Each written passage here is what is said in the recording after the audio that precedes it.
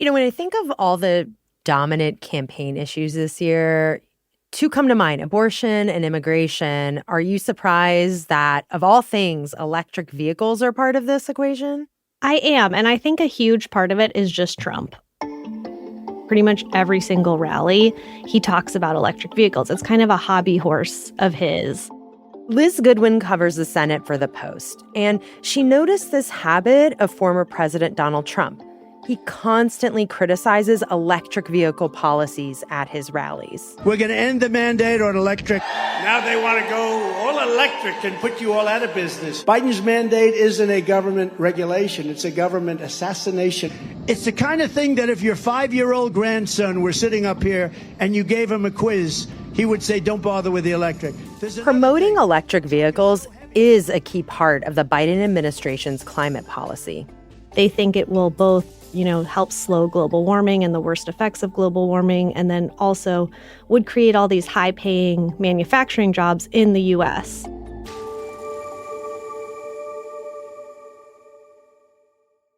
Liz sees this dynamic playing out between Trump and Biden. But also on the ground, she says there are practical reasons why electric vehicles are less popular in some parts of the country. In blue states, the adoption is higher. A lot of that is because they're great for driving around in cities. The long range issue of how far can the car drive before getting a charge is still kind of preventing a lot of more rural people from buying them. And this divide has translated into political attacks. The EV issue is being framed right now as one of sort of rich blue state people, this sounds crass, but sort of like getting in their EV and then driving and getting a latte and then driving and getting an abortion or something. From the newsroom of The Washington Post, this is Post Reports. I'm Elahe Izadi. It's Thursday, June 20th. Today, we're talking about the politics of electric vehicles. Liz breaks down how one of Biden's signature accomplishments turned into a liability for Democrats and could affect which party controls the Senate next year.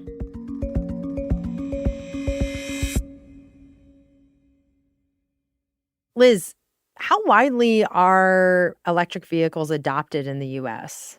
So there's been a huge uptick in how many people are buying electric vehicles just in the past few years. So it used to be just about 1% of new car sales were EVs back when Biden was becoming president, and now it's up to more than 7%. And analysts think it could be 10% this year. So that's still a minority of cars, but it's actually a real player at this point in the car sales. Just to rewind the clock a little bit, I don't remember electric vehicles being a big part of the 2020 campaign when Biden was running. And so I'm wondering, what role did electric vehicles or EVs, what role did they play in national politics back in 2020? I think you're right. I don't think they played a role in 2020. I think climate did more generally. Biden was pushed a lot during the primary to have a more aggressive stance in tackling climate change. A lot of his opponents were to the left of him on that. People like Bernie Sanders and who were running against him. But electric vehicles wasn't really central to that argument. But I think once he became president, his signature legislative achievement, which was the Inflation Reduction Act, it's named that, but doesn't a lot of it have to do with climate as well? It's almost all, climate initiatives. Mm-hmm. Yeah. But yeah, it's really a huge climate bill. And part of it was just billions and billions in tax credits for people to buy EVs, to encourage that. And the Biden administration has really made it a cornerstone of their policies that they want America to be making EVs. They want people to be buying them. The adoption of EVs is seen as crucial to bringing down carbon emissions in the U.S. And there's only so long that we have to stop the worst effects of global warming, which could make parts of the planet uninhabitable. Is there anything else as part of Biden's record on EVs that we should know about, aside from the Inflation Reduction Act? Yeah, so the infrastructure bill, which is arguably Biden's second biggest legislative accomplishment, he put forward a lot of money to make charging stations. because the problem with EV adoption is they don't really work if you don't have anywhere to charge them. So that was another big thing he did, but the pace of building those charging stations has been incredibly slow so far. There's also a lot of money for battery factories. It's not, just making actual EVs. There's a ton of components to them that we just don't have the manufacturing capacity right now to make them. And he's put a lot of money forward to build that capacity. And then the other piece is he released very tough new emission standards. The EPA projects that its new standards will mean that between 35% and a little more than half of new car sales 2030 to 2032 will need to be EVs.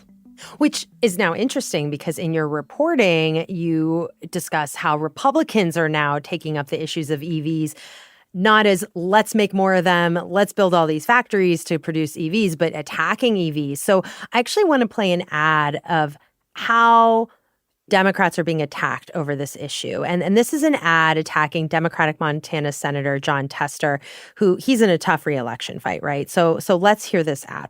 President Biden took a wrong turn, enacting regulations that will ban most new gas cars.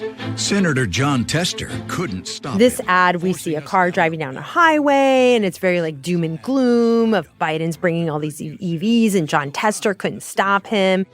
Call Senator Tester. Tell him to keep working to overturn Biden's car ban before it's too late to turn around. Paid for by American Fuel and Petrochemical Manufacturer. I think this ad is especially effective because it frames Biden's policies as a ban, which is misleading. It really isn't a ban. It's pretty gradual in the first place.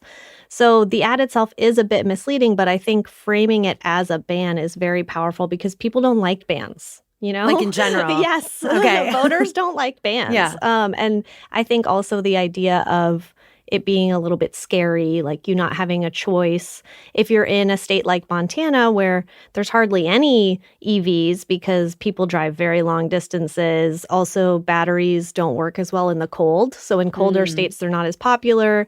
All this could change with how quickly the technology is advancing. But right now, it's just not that popular there. So that's part of why, people might see that ad there and be like, wait a second, I want my truck or whatever. And I think that piece of it is pretty striking and effective. Is this like a big line of attack? Do we know how much money is being spent on these ads? Yeah, so this group, it's a fossil fuel industry group. So their ads can't be nakedly political. They have to be issue-based, right? So that's why you hear them talking about, call him and tell him to overturn the ban. It's not about vote against him or whatever. But I think the message is very negative for these Democratic incumbents. And the group has spent, I think, at least $12 million in about 9 states. And most of them are these swing states. A lot of them have senators up for re-election who are Democrats. There's another version of this ad where it has, Tester or Sherrod Brown in Ohio. Their face is next to Biden's face in like a Photoshop cutout, and they're in the backseat of the car. These are senators who are trying to kind of distance themselves from Biden, who's very unpopular in their states, which are red states. And so that's also kind of effective to just put them together that way visually. Yeah. That's interesting because these interest groups are going after these senators over an issue, over policy, which, it makes sense if you're the fossil fuel industry. But I'm curious about how this has turned into a political issue for Republicans more generally, and how are electric vehicles tied in with the whole cultural wars element of politics? Can you talk to me a little bit about that? Because of President Trump's laser focus on the issue, I think that has made it more of a kind of culture war fodder thing that is breaking through a little bit. It's a huge kind of fixation he has. The funniest example of it was in his Vegas rally a few weeks ago. He talks a lot about the risk of electrocution. Basically, he's transposed that into a boat for some reason. And you're in the boat, and you have this tremendously powerful battery, and the battery's now underwater, and there's a shark that's approximately 10 yards over there. And then you had to jump out of the boat for some reason. Would you want the shark to eat you, or would you want to get electrocuted? I'll take electrocution every single time. I'm not getting near the shark. So we're going to end that. We're going to end it for boats. But like one of our colleagues did look into the facts here, whether this is something that could happen. I mean, Trump is, stating a hypothetical, but there are boats right now in the water that have batteries, and boat manufacturers say that they waterproof them to the standard of a submarine or more. But he's delivering this to a crowd at a rally, and, one would assume, I don't know, are people taking him seriously here with this? Yeah, I think people, they know Trump has a lot of artistic license in his anecdotes, and part of why people like him is he's entertaining. But I also think that what he says matters, and that, when he says something is bad, his supporters listen. Republicans are also very focused on attacking EVs for the most part, but their attacks are more about China, competitiveness with China. They're framing it as the Biden administration is letting some battery parts get into the U.S. that were made in China. That's bad for us because it's going to make us less competitive. They're making more economic arguments, and Trump kind of has a talent of going for the shark argument. Yes, of jumping the shark. Jumping the shark. But it's memorable. It's very memorable. And Trump has also gone pretty far in terms of one thing he said recently was, you're not going to be able to buy those vehicles if I'm president. So I think that's kind of interesting because Republicans writ large aren't so much saying we're going to ban these or whatever, because as we mentioned, people kind of like choice, right? People don't like bans. But Trump's stance against EVs is so extreme that he's basically intimated that he would not let people buy them. So, Liz, what do we know about why Trump, frankly, sounds obsessed with this issue? One thing about Trump's reelection is he's really targeted oil industry executives. He had a fundraiser back in April where he brazenly said, raise me $1 billion. And he talked about what they would get essentially out of a Trump presidency, a second Trump presidency. And a big piece of that was on EVs. He called the Biden administration's EPA emission standards a mandate for EVs. And he said he would roll that back. That would not exist under his presidency. So there's a way in which his dislike of EVs also dovetails with, a financial strategy for how he's going to get funding for his campaign. Do we know whether Trump's base is really responding to this? Is that the reason why he's messaging on this? Is this something other Republicans are picking up on because there's an appetite for this? I'm actually not sure how much the base is excited about it. I mean, if you look at Republicans versus Democrats, Republicans are not interested in EVs. There's a huge gap between how a Democrat feels about buying one or other people who buy them than how Republicans feel. But I'm not sure if there's a feeling of, I want them banned, versus I don't want to buy one. Yeah. But Trump is very motivating. So when he makes these arguments, they tend to catch fire with his followers.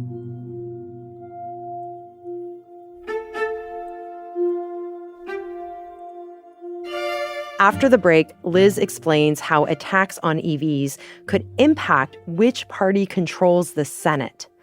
We'll be right back.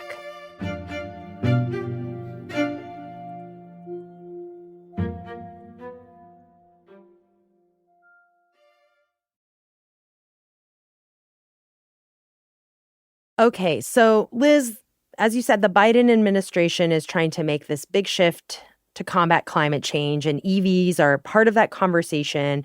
And this also has a political dimension for Republicans. Lay out for me the way the Senate could be impacted here. So Democrats currently control the Senate very narrowly. It's 51-49. And one of them, Joe Manchin, is retiring. So that would be 50-50.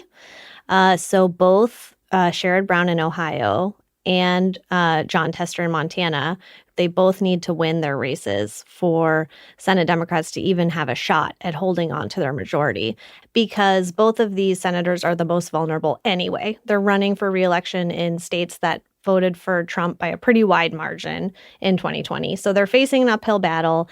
Trump's pretty popular in both those states, and you've got him talking nonstop about how EVs are terrible, they're bad. So in Montana, you have Jon Tester. He's a self-described dirt farmer. He's got a lot of hometown kind of charm. He's tended to run on I'm a real Montanan against people who have come into the state. And that's part of how he's kept this Senate seat despite every other statewide elected official is a Republican now. The state's just red, red, red. So he's kind of in the fight for his political life right now there in Montana. And then you have Sherrod Brown, a bit of a similar story, Democrat who's in a very red state and trying to hang on by sort of having his own brand as a bit of a populist. He does a lot of anti-China arguments, which resonate in Ohio in particular because of outsourcing scars that people have there from the auto industry. And they are both facing ads tying them to EVs and some attacks from Republicans about their vote for the tax credits in the Inflation Reduction Act. So what has been the response from these two senators, Tester and Brown, to these attacks on EVs?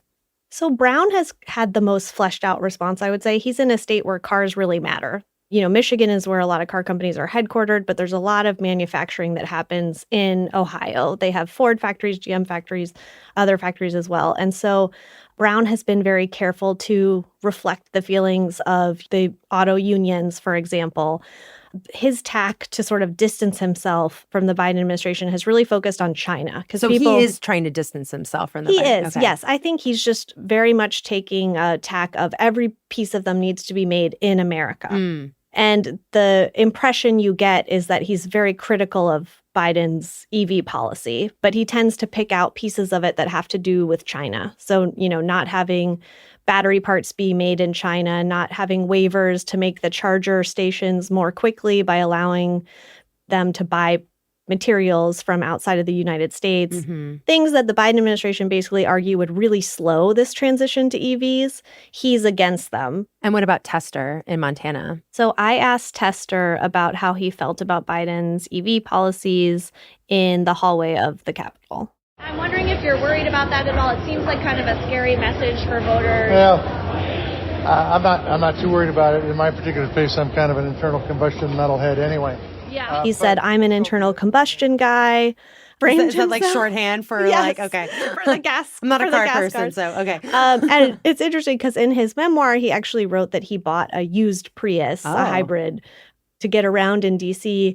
But Tester's kind of interesting. He's basically said EVs need a lot more research to get to the point where they would work. I think there's some things we need to do here from an R&D standpoint if we want to make electric vehicles usable throughout the United States. The batteries need to work in cold temperatures. They need to work over long distances. There need to be chargers. He's also signed on to some of these bills that seek to roll back pieces of the Biden administration EV policies, which Sherrod Brown also has signed on to in terms of these battery parts made in China. I mean, I imagine this must be awkward because are those things put forward by Republicans? Yes. So often like Brown and Tester are the only Democrats voting for bills that are supported by Republicans to try to roll back these policies. Is that strange to you? Because normally an incumbent, in this case Biden, wants to talk about how much they've accomplished. But it seems like in this case for Brown and Tester, that probably wouldn't help them very much. How are they messaging around this? That's definitely a big problem for both incumbents, is they don't want to brag about some of their accomplishments because they're unpopular in their states. So these like EV tax credits, I mean, the IRA, Inflation Reduction Act, really is one of their biggest accomplishments and these climate gains, but they're not popular in their states. So they're not really campaigning on them. Okay, this brings me to this bigger question around control of Congress. So I'm wondering if Republicans manage to retake control of Congress and the White House in November, what does that actually mean for the future of electric vehicle adoption in the United States? So Trump has been pretty clear that he would roll back, for example, Biden's emission standards. And that's something he would be able to do immediately. And I think it's really an open question how that would affect the EV market here. I think there's some people who say, listen, if you're up to 10% of sales, that's the demand is there. We don't need all these incentives anymore. The EV market is going to exist even without the government propping it up. And then there's others who think this could be a pretty big whipsawing effect for these automakers who are thinking, okay, full speed ahead. And then if the bottom ends up falling out, that could really affect their bottom lines and their strategies. Some of these CEOs, I think the GM CEO has said, we know eventually we're going to be all electric. There's a larger industry here. There's global automakers, right? And this is just where this is going. So I think there's enough sort of forward momentum that this isn't something that's just going to go away. But the question is, how is America going to fit into it? Like, are these going to be made in America? Is America going to be competitive with EVs going forward?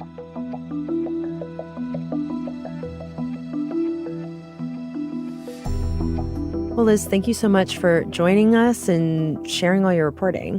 Thanks so much for having me. Liz Goodwin reports on the Senate for The Post. I wanted to tell you about a couple of other bits of news that caught my attention today. In a divided decision, the Supreme Court has upheld a Trump-era tax provision. This has to do with a one-time tax on offshore earnings. It's an obscure provision, but experts were worried getting rid of it had the potential to destabilize the entire tax system. That concern was echoed by Justice Brett Kavanaugh, who wrote that the challenge could have rendered, quote, vast swaths of the Internal Revenue Code unconstitutional. And an update to our episode from Tuesday about the Men's Cricket World Cup and the Cinderella team, Team USA. The team lost to South Africa in the latest round of the tournament on Wednesday. But Team USA still has 2 more games to go in this round. They will play the West Indies team on Friday and then the big game, Sunday against England. If you want to show your support for the show, please subscribe to The Washington Post. Not only is it a great way to help us continue to do this work, but you can now get access to Washington Post podcasts ad-free in Apple Podcasts. Subscribe in Apple Podcasts or by following the link in our show notes. Today's show was produced by Laura Benshoff. It was mixed by Sean Carter and edited by Rena Flores and Ted Muldoon. Thanks to Nick Bauman. I'm Elahe Izadi. We'll be back tomorrow with more stories from The Washington Post.